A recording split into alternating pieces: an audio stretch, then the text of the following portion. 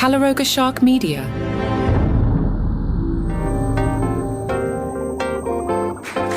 Oh boy. Hey, hello, I'm Johnny Mac. This is actually take 2 of the podcast. I went down a road and I'm like, why don't you do this one again? This is a daily briefing of stand-up comedy comedians of the comedy industry, a sentence the algorithm loves. Your big headline that gets the attention, Mark Normand is second controversy of the week.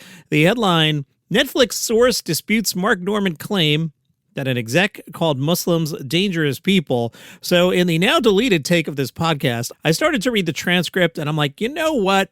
Let me let Mark Normand speak for himself. This is from episode 648 of the Tuesdays with Stories podcast. Let's listen to part 1. They said, send us a couple jokes you like. We'll chop them up and use that as promo on social media. So I go, oh, no problem. I like this joke. I like this joke. I like this joke. And I said, great. They come back in a week. They go, we got to do a conference call. And I go, oh, that's not good. I hate a conference call. There's 18 Jews on there with a speakerphone and my Jews. And they go, well, yeah, we got some bad news there. We reviewed the special again. We'd like to take out the Muslim joke. I got a big joke about Muslims. And I go, oh, why? And they go, well, last time a comic did a Muslim joke, we got bomb threats, we got death threats. They said they were going to kill us. They ruined the whole studio, blow the place up to smithereens. So we'd like to not use the Muslim joke. Smithereens. And I go, well, I like the joke. It kills. It's a hot joke. And, you know, no one touches Muzz. Okay, I'll let Mark and Netflix speak for themselves, but then Mark continued with this, which got an eyebrow out of me. Well, I'm on the call like, oh, I thought this was going to be like we're cutting your money. We're taking the special down. We don't like you. Don't stop writing us letters. But they were like, we want to take out the Muslim joke.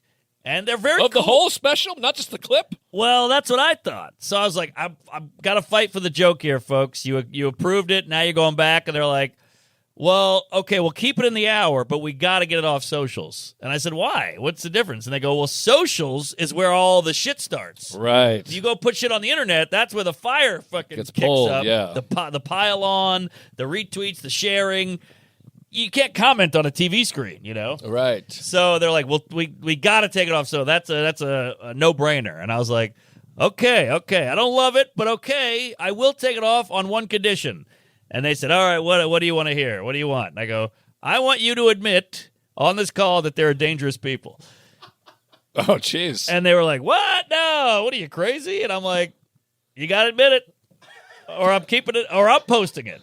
Wow. And they were like, I mean, I'm half joking, but they were like, you could hear like a in the back, like a horse was walking through. And I was like, that's all I need. And they go, well, we're not going to do that. And I'm like, why not? They go, well, that's offensive. And I go, that's what the call is. You're calling about this, and I just need you to say it out loud. A source to the Hollywood Reporter strongly denies most components of Mark Normand's story. You just heard it. I'll let you decide how serious or not Mark was. But the source said, we advised him that we're a global company and to be careful with the clips and jokes he used to promote the special on his own social channels. The source says the idea that a Netflix executive would portray Muslims as a dangerous threat on a conference call, let alone verbally agree with Normand that they're a dangerous people, is, quote, not true, not correct, completely false. The source says Mark Normand wasn't even on the call, only his reps. So the idea of a back-and-forth dialogue between Mark Normand and the executives didn't happen. They say it's an embellishment. Meanwhile, Vince Vaughn making headlines. Vince Vaughn was on Theo Vaughn's this past weekend. He criticized late-night programs for becoming the same show and saying that they are really agenda-based. Here's a long-ish clip from Vince Vaughn. Why a lot of the late shows have struggled. Oh, because bro. all they did during Bro. all they did, the only person they could make fun of at a Bro. certain point was just like white redneck kind of people, and then everything tanked after that. Think about that. But see, they never get it right. The podcasts have gotten so much more popular with less production, less writers, less staff. And the reason why we have two people working here, and both of them are hungover. Then one guy has shingles. But the place is clean. I like that. You keep a clean place. Thank you. Yeah, we did a vacuum. But yeah, because people want authenticity. Yeah. And I think that the talk shows, to a large part, became really agenda based. Yeah. They were going to evangelical people to what they thought. You know what I mean? And so people just rejected it because it didn't feel authentic. It felt like they had an agenda. It stopped being funny, and it started feeling like I was in class I didn't want to take. Yeah. Do you know what I mean? Oh, for sure. I'm getting scolded. 100%. Yeah. 100%. And so I think that's the phenomenon isn't what they say. They always blame technology. But the reality is it's the approach. You know, someone could go watch a stand-up at Madison Square Garden and they want to go because it feels dangerous. The crowd is alive. I don't know what Theo's going to do or say, and I love taking that experience, so it's fun. I don't want to stay home and watch it on a TV because I want to experience that live. Right. And So I want it it's pure. where you're coming from. That's the main point. And I think people are going to tune into a podcast more so because they want to feel like people are having a real conversation. It's interesting yeah. to them. But if you look at what happened to the talk shows and why their ratings are low, it's got only to do with the fact of what you just said, which is they all became the same show. Yeah. And they all became so about their politics and who's good and who's bad. And it's like, imagine sitting next to someone like that on a plane. Oh, Bro, you'd be like, how do I get out of this seat? I would fart right next to Holy cow. You fart your way out of it. them. Dude, I would. Now, if you listen every day, you know the President of the United States and I don't agree on all the issues, but one of the issues we're aligned on is that Stephen Colbert has to go. It is the right move that CBS has taken his late night show away from him and now taken Star Trek away from him. That's right. CBS has canceled Starfleet Academy, in which Star Trek ruiner Stephen Colbert was the voice of the computer. That means fellow Star Trek ruiner Tig Notaro and fellow Star Trek ruiner Gina Yashir are out of a gig. Good. Now, I have bad news for Lord of the Rings fans. Star Trek ruiner Stephen Colbert, soon to be Lord of the Rings ruiner. This is not getting a good reaction on social media. The headline: a new Lord of the Rings movie is in development from Stephen Colbert and his son. Does anything about that sentence make you go, oh, I can't wait for the new Lord of the Rings movie developed by Stephen Colbert? The announcement came from Lord of the Rings director Peter Jackson giving an update about the next film in the franchise. That will be Andy Serkis's The Hunt for Gollum. Jackson said, Andy's doing a terrific job. It's looking amazing. The Hunt for Gollum will be out in 2027. Jackson then teased that his very special partner, who will help develop the next film after The Hunt for Gollum, Stephen Colbert. This film currently titled The Lord of the Rings, Shadows of the Past. The plot of Shadows of the Past will come from chapters of the Fellowship of the Ring that did not make it into Peter Jackson's 2001 adaptation. Colbert told Jackson, you know what the books mean to me and what your films mean to me, but the thing I found myself reading over and over again were the 6 chapters early on in the Fellowship of the Ring that y'all never developed into the first movie back in the day. It's basically the chapter 3 is Company, chapter 3, through Fog on the Barrow Downs, chapter 8. And I thought, oh, wait, maybe this could be its own story that could fit into the larger story. Could we make something that was completely faithful to the books while also being completely faithful to the movies that you guys had already made? Now, that all sounds good, but I will remind you that Stephen Colbert took part in Starfleet Academy. He's a Star Trek ruiner. I don't trust him with the keys to Lord of the Rings. The official logline: 14 years after the passing of Frodo, Sam, Merry, and Pippin set out to retrace the first steps of their adventure. Meanwhile, Sam's daughter Eleanor has discovered a long-buried secret and is determined to uncover why the War of the Ring was very nearly lost before it even began. Good luck, Lord of the Rings fans. Meanwhile, SNL UK apparently is costing around $2.6 million per episode, except they pay in pounds, £2 million, depending on your currency exchange. Variety says SNL UK hired the largest studio in central London's television centre on a standing exclusive basis for the entirety of its 8-week run, meaning the cast and crew don't share the space with any other production. Graham Norton on the premiere pointed out that the 10,800 square foot TC1 is usually home to The Graham Norton Show. The exclusivity means the cast and crew aren't sharing the space with any other production, nor do they have to disassemble the sets and clear out the offices and all that in between episodes. SNL UK was originally going to get 6 episodes. They decided to make it 8. An episode of SNL USA goes for around $4 million. A typical British sketch show usually costs around £500,000. One expert said, they're expensive, which is why no one does them anymore. Topical shows also have no repeatability, unlike dramas. The inaugural episode got 226,000 viewers, a number called respectable. Meanwhile, in the U.S., there's a new short-form series from SNL called The Rundown. The Rundown streams on Peacock, YouTube, and SNL's social channels, and it asks current and former cast members to choose their favorite sketches and musical performances to build a fantasy episode. Episode 1 is Colin Jost. He explains the cold open for SNL is often truly cold because after a warm-up comic, there's like 10 minutes of jazz from the in-house band, and the show waits to go live at 11:30. He says, you're going from an ice-cold vibe in here, and if you're good as a performer and good as a writer and being able to get that audience laughing early on, it's a feat. His choice for the rundown is season 34's opening with Tina Fey and Amy Poehler playing Sarah Palin and Katie Couric, and a parody of the CBS News interview between the two. Seth Meyers wrote that sketch.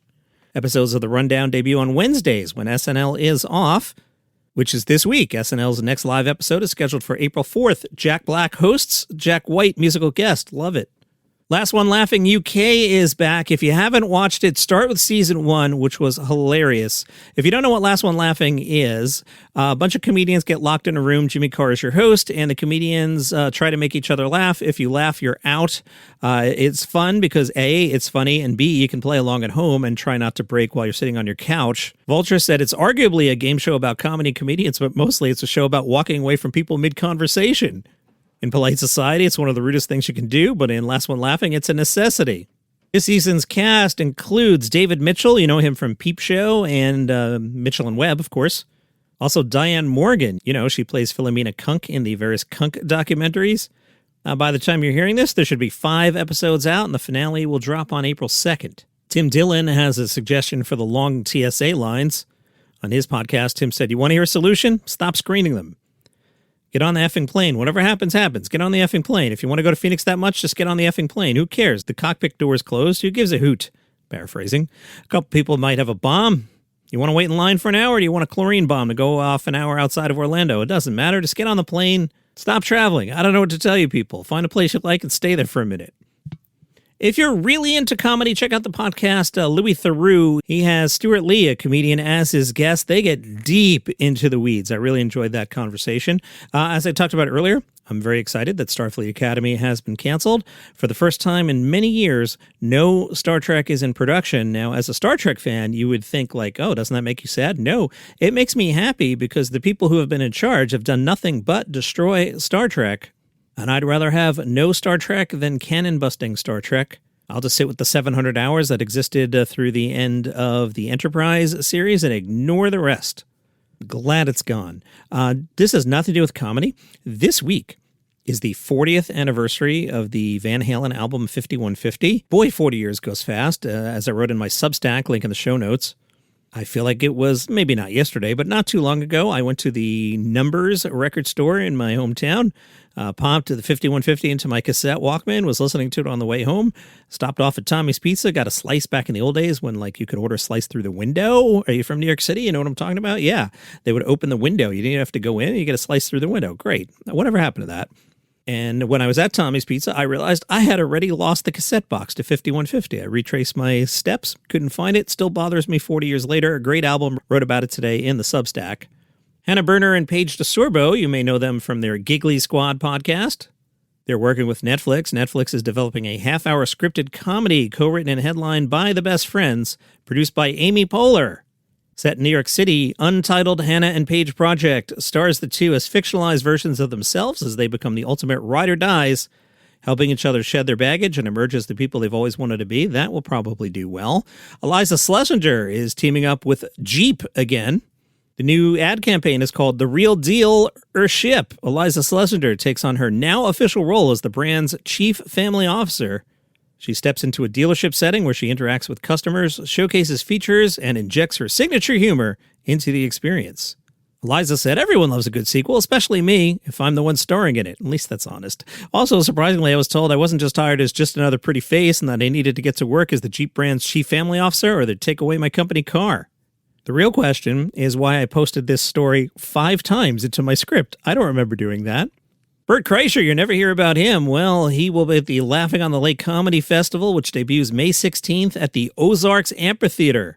The Laughing on the Lake Comedy Festival headlined by Bert Kreischer. It will also feature performances by Kathleen Madigan, Rory Scovel, Chris Porter, and Shane Torres.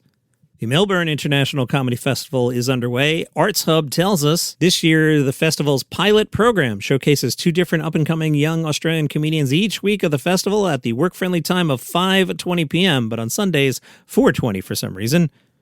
Arts Hub performing arts editor Richard Watts suggests 12 shows that caught his eye in the lead-up to the festival. We'll go quick here. Alex Hines and Sarah Stafford's Birds. 2 women in swimwear and over-the-top makeup and wigs pose at the beach. One of them has a bald eagle toy perched on her leather-gloved wrist like a hunting falcon. Sounds fun. Anissa Nandula's No Small Talk promises no filters, no small talk, just big laughs. We don't know too much about that other than she was born in Uganda. Casey Phillips, what a character. We were told Casey Phillips doesn't just play characters, he shapeshifts through them and makes you forget it's the same person on stage. Elf Lyon's show is called Swan. We're told if you ever wanted to see somebody mercilessly and hilariously mock ballet, especially Swan Lake, this is the show for you. Gary Starr's show is called Classic Penguins. Something dressed up where a lower torso and legs are those of a penguin. Sounds fun. James Barr's show is called Sorry I Hurt Your Son. We're reminded intimate partner violence isn't funny, but apparently this show is. Barr explains that he's chosen to tell his story of abuse because silence is traumatizing, and he hopes that in telling his story, he can help others speak out if they too are suffering domestic abuse in silence. I think that's 6. I'll save the rest for tomorrow, but I don't want to go out on that one, so I'll tell you that Langston Kerman has joined the cast of NBC's currently untitled comedy. Langston Kerman plays Justin Royal, described as a great big teddy bear of a man. He works as a PI at an agency run by his father, Julius Royal. Okay, so we have 2 people called Royal, so this is going to be called something like The Royal Family, except I think that was a Red Fox show, so they probably won't use that exact title, but it's clearly going to be Royal something. Julius Royal, played by Keith David, is a tough guy with somewhat antiquated views of the world. Justin, that's Langston's character, is the main investigator at the agency alongside Mickey. Now, who's Mickey? Good question. I should have continued reading the sentence. I would have told you. Mickey, played by Jake Johnson, not Josh Johnson, Jake Johnson, is a smart, cynical, and heartbroken, but trying to pretend he's not. I misread that in my brain, and I was like, Josh Johnson? I don't know who Jake Johnson is. I'm sure he's lovely. Let's look him up. Jake Johnson is an American actor. He has starred as Nick Miller in A New Girl. Oh, that guy. All right, my daughter's going to like that show then. All NBC will tell us is it continues the proud tradition of L.A. Private Eyes that began with Philip Marlowe and will end with this show. Good line there. And that is your comedy news for today. Mark Norman, try and stay out of trouble for more than 5 minutes this week. What are you doing? All right. See you guys. Oh, it's Comedy Survivor. Last day to vote for this week's Comedy Survivor. So head over to the Facebook group, Daily Comedy News Podcast Group. You'll find the discussion. Leslie Jones in trouble. If you want to save Leslie Jones, you might want to find 10 friends and get them to vote for somebody else. I'm just the host. I don't care who wins. See you tomorrow.